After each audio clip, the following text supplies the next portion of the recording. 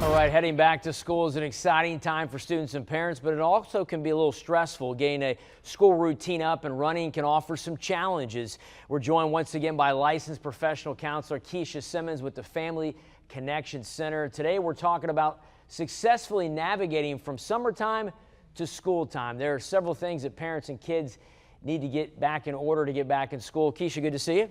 Good to see you, Jeff. Let's talk a little bit about it. Time for school now. You see kids and teachers going back to school this week in our region.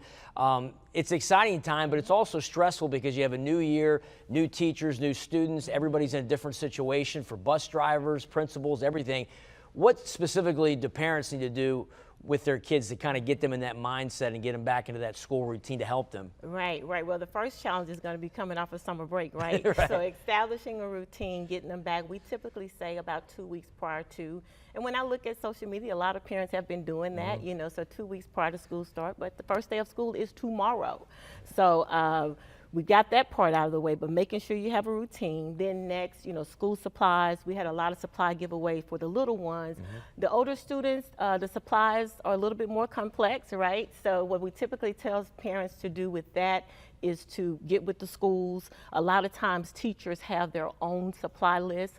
Making sure that you go to back to school night. Back to school nights typically take place about 2 weeks into the start of school, but to get the exact date for your school, reach out to the administrators, right? And that takes me into communication, right? Making sure that you are on J Campus for Caddo Parish. That's one of our communication systems that we use. A lot of schools have apps, but whatever that system is, find out and get plugged in and make sure you establish a great way of communicating.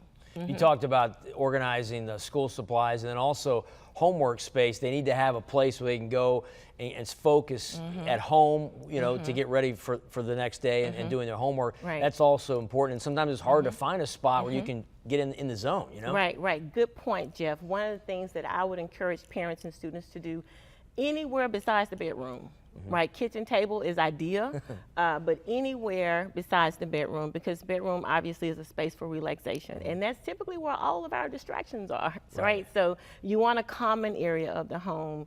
When you're setting your schedule, think about that, plan for where you're going to do homework, and great point. You want to choose a common area of the home for that. How about planning out your snacks and your food? Because in the summertime, a lot of times kids get out of that routine of getting a square balanced breakfast, then lunch at school, and then they have dinner at home, whereas in the summer they may not. Now you're going to go back into that structure, but you got to get them back into that mindset. Right. Diet and healthy diet and obviously some exercise, but good nutrition is paramount too, especially when we're talking about minimizing stress and helping to stay focused. You want to stay away from a lot of the sugar. So yes, a healthy diet is very important in that regard. All right. Thank you so much, Kesha. It's good to have you, and hope everyone has a great start to the school year, the teachers, the students, the counselors, principals, the bus drivers, everybody involved, the janitors, because there's a lot of people that make it roll. Thanks, Kesha. Thank you, Jeff. All right.